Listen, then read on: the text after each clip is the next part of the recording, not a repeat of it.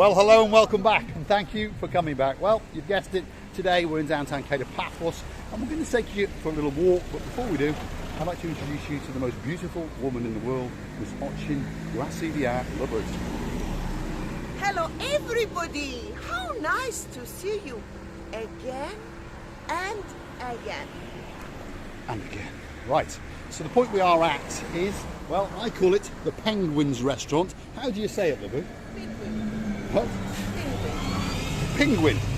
Penguin, sounds the same to me. There we go. It's one of the busiest restaurant, cafeteria, bars in the whole of Paphos, and the reason is it convenes, should we say, at a focal point, and you get to look down the promenade, and you can even see the CC views, and it's got quite good parking, and it's very obvious, and lots of people like to go meet their friends and family and that sort of stuff. Even in the winter, as Gracilia has just said, it's packed out. So that tells you something. The food must be quite good, the drinks reasonable prices. It's not cheap, but it's a reasonable price for the location that you're in. As we progress up the street, you get to one of our favourite restaurants, which is that one over there, and it's called La Place Royale Lounge Bar Bistro, or the Royale as most people would call it, and it's actually owned by, if you look up there, you'll see the Dionysus Hotel, and that restaurant is their restaurant, and it is a very, very good restaurant indeed. There we are. They get everywhere, this Bulgarian mafia. They're absolutely everywhere selling these balloons. Next place coming up, that's Costa Coffee. That's one of the greatest coffee shops in the whole of downtown Kato, Paphos. And across the road you've got Starbucks, and then next door to that you've got Coffee Island. Now, my favourite coffee shop is Costa Coffee. And the reason for that is it's not that busy, and the reason for that is it's because it's the most expensive. The way the pricing works is Coffee Island around about $2.50 for a coffee, Starbucks about €3, and if you go in there, it's about €3.50. So that sorts out the boys from the men, shall we say. Now, the next one along, this is the Imperial Chinese restaurant. There's their menu, should we say, and then you go up these stairs all the way up to the top, and that's where you end up, and it's all lit up like a Christmas tree. Have a look at that. It's a beautiful, beautiful restaurant indeed. Fabulous service, absolutely fabulous. We've been there a few times, and the service, it's fabulous. That's the only word that you can use. It's absolutely, from the moment you arrive till the moment you leave, the service is absolutely fabulous, and the food is very good. I've been to a few Chinese restaurants, some are better than others, but this one is very, very good. So it's always very, very busy. On a Saturday, I suggest that you book, because otherwise you may be disappointed. I'll show it to you again, because it really is a very, very nice top floor restaurant, and it's beautiful.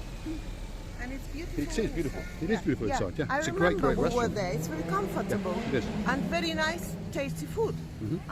Unless if you don't just like Chinese food, that's it. Well, correct. Some people don't like Chinese food, but if you do, pop down there, because it's a very nice Chinese restaurant indeed. Now, across the road is a coffee shop, and then next door to that is a shop that says, sells upmarket gifts. It does sell trinkets, but it tends to sell the slightly more high-end clothes and wraps and hats and handmade jewellery and that sort of stuff. The boss of that shop is a Miss Maria, and she's a very nice lady, and if you mention Marika and me, you're going to get 20% off, Gracilia. Why did you miss the diamond shop, Mr. Well, I'm not stupid, Gracilia LaBouffe. I understand the word diamond and Gracilia LaBouffe and my wallet. Those are three words that I don't want to combine, that's for sure. Now, we're outside the Annabelle Hotel. That's that one all lit up there. And there is the Annabelle Hotel. That's the front of it. And if you go through those doors, you end up in the reception. We have been in there once. If you go hunting, we did a video from Mrs. Johnson. It's a very, very nice restaurant indeed, that's for sure. Now, next door to Maria's shop, which is that one over there, you've got an optician's, and then you've got the Why Not bar, which does food, and it specialises in sports, live events, football, motor racing, rugby, tennis. I think you get the idea. On a football night, it's absolutely packed, that's for sure. Then there's a couple of empty shops, unfortunately, and then there is a souvenir shop, and then there was a Japanese international dining, but that's closed, and at the moment they're knocking 7 bells out of the rear of that, so one assumes that someone has bought it, and one assumes that someone is going to open something, probably a restaurant or a bar, that's for sure. Now, the next one to that is a very, very famous place indeed, and there it is. That's called the Nest Cafe, and according to what I'm told, That place has been around here since about 1985, so that makes it one of the oldest cafes that I know of in the whole of the Paphos district, that's for sure. And most people tell us that it's not changed one single bit in all that time, and to be honest, it doesn't look too bad. Have a look at that. And people often start off their night out there, shall we say, and then they often finish their night out there, shall we say. It's a very, very famous and a very, very popular bar indeed. There's a gumbaru just woken up. He's going to have a little scratch, and then he's thinking it's time for my evening meal, that's for sure. He's going to pop in the kiosk and see if he can find, I don't know, a packet of pork scratchings or something like that maybe. So let's continue our little walk as we go along to our right hand side over there, that white building just above the fences and the trees. That's the Almeira Hotel, very nice hotel indeed. We stormed that reception the other day because we wanted to get down to the plage as fast as we could, and Cecilia LaBouffe got to meet one of our old friends. Yeah, remember? Yep, an absolute superstar. We've met him quite a few times now, and he is the restaurant manager in that hotel, and well, he gave us the thumbs up. So hopefully he'll go and tell the overall manager, and hopefully he'll give us the thumbs up, and hopefully that's one more hotel that we won't get thrown out of, shall we say. Sylvia? Yeah. Some of the places, let's not be funny, should be looked after. It's a touristical area. This place, for example, I would look after it. Yeah, I agree. I agree. This area here, just so you understand, this was a nice garden area, and as you can see, it's covered in litter and leaves and dead bushes and dead bits and bobs. One only hopes they're going to send gardeners down here in the very, very near future. And maybe the chap we saw in the last video, Jason, who was a landscaper, if you're looking for a job in Cyprus, well, there you go. It's probably an easy job for you here. You can come down here, tart this place up a little bit, charge them a couple of €1,000, they won't mind, and it'll look nice again. Now, we've come to one of our favourite little restaurants across the road, and we like to always tell you how good it is, because it really, really is a good restaurant. And there it is. It's a fish and chips dine-in or takeaway, and it's called T&J's, and it really, really is the best fish and chips in the whole of Paphos, if not the whole of Cyprus, if not in the whole of the world. It truly, truly is a great restaurant. You pop in there, and for $7.95, the fish and chips that you get is absolutely to die for. Just over there, that's the Keg and Barrel. Again, a very, very famous, very, very popular bar. Obviously does food as well, light snacks, and it does a good lunch, because I had a good lunch there. Cecilia LaBouffe? Yeah, it's a very nice place, by the way, over there. And what I noticed, that people start having some drinks or cocktails there. Obviously, they can have some snacks or sandwiches if they're very hungry. But later on, they slowly decide to go to eat. Yes, they do. That's right, because one of our superstars and his daughter, so we got Gentleman Jim, as we call him, and his daughter, oh so sweet Tammy, and we met two of their friends, John and Brian, in there, and then they were sneaking off to go for fish and chips. So the Keg and Barrel, whether it knows it or not, seems to be a bit of a feeder for TJs. So you go and get your drinks and you chit chat and have a smoke or something in the Keg and Barrel. Then when you get a bit hungry, you sneak off and you go and get your fish and chips. It sounds very good to me, yes. But if I owned the Keg and Barrel, well, I wouldn't be too happy. Why? Well, I'm losing out on the fish and chips. Yes, but if Keg and Barrel doesn't do fish and chips, what else he can provide? I think they do. Do they? Yes, perhaps not as good as T&J's, but I'm pretty sure they will do fish and chips. Most English themed or British themed cafe bar restaurants will do fish and chips, because they understand that the most popular takeaway is fish and chips. In fact, it's not, it's an Indian takeaway, I understand that.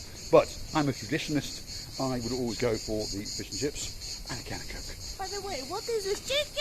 That's the crickets, isn't it, at this time of year, that sit up in the trees and they're mating or something like that. Anyway, we're at the top of Bar Street, if you're curious to know. Now, I said to you that sushi bar on the other side didn't look too bad, and they were knocking 7 bells out the back of it. Well, they are. Look at that. They've knocked most of it all down. And then next to that is the former Lineker's bar. Back in about 2011, 2012, that closed. Up until that day, that was a absolutely, to use the word, banging bar. It was packed out with young men and scantily clad women. Not that I would notice that kind of thing, but that's what was hanging out in there. And then all those were over there. That was Theo's bar restaurant. I told you that's been taken over, Crescivia. Yeah. That was Theo's takeaway over there. And we've watched the progression. It's now been stripped out. We were told that someone's bought it. And it looks as though someone's doing something because someone's taken all the windows out and cleaned it all out. Now, you wouldn't normally do that just for the fun of it. You'd do that because you bought it and you're going to open a business. Now, if you want to knock 7 bells out of somebody, that's where you would go. And he'll teach you how to do a bit of kung fu-y. That place over there, well, it's had 7 bells knocked out of it. It's been cleaned up a bit, and that's been bought by a local property developer, and he's going to open an upmarket restaurant bar, and he's going to refurbish the apartments upstairs, and on top of that, he's going to add another floor. Yes, he's going to add another floor of apartments as well, and those apartments, of course, will have a spectacular sea view. So, Crescivia, I wouldn't be surprised if I go to the door and it's open. Go and have a look. Let's go and have a look. This appears to be a closed down bar. It was open earlier on in the season, but now it appears to be closed. Nope, it's closed. The way it's closed, yeah. It's nearly open. It's nearly open, yeah. If you give it a good kick, you get in there. Looking for someone to kick, not a bad place to go. But it looks as though it's gone out of business. That was called the Station, wasn't it? Which means? It's actually, Paul, it's actually the man who is a bus driver or bus man. Okay, right, so translated from Greek, it means bus driver or the bus man. I took it to mean the station. That's probably what they mean. Anyway, fortunately, it's closed. Hopefully, someone takes it over, and hopefully someone refurbishes it, and hopefully it opens again. Now, we are going to end up just outside Notorious, and there it is over there. So stick with us, and then we're going to have a very, very good goodbye from Miss Hotching Crescivia LaBouffe, because, well, it's come that time, and it's getting hot, and my can of Coke is almost finished, so I'm running out of energy. So, Crescivia LaBouffe, let's have a big goodbye. Yeah, thank you. So, thank you again. Thank you. I'm afraid the music is so loud. I have to catch Mr. Paul, and we're going back. I'm running backwards, just so you understand. I would tell you that we are really, really happy by the time when we see you. When we see you, we start to be humbled and we start to feel something like a relativity to you. Believe me, nothing can be better. Stay with us. We love you to bits. Don't forget about watching us, and please come back for another of our nice madnesses. All that's left for me to say is thanks for watching, and if you like what you see, please hit the like, click subscribe, and come back for a little bit more of our madness, and I'll give you a quick glimpse of the rear end of Crescivia LaBouffe. There she is. Say goodbye, LaBouffe. Thanks for watching.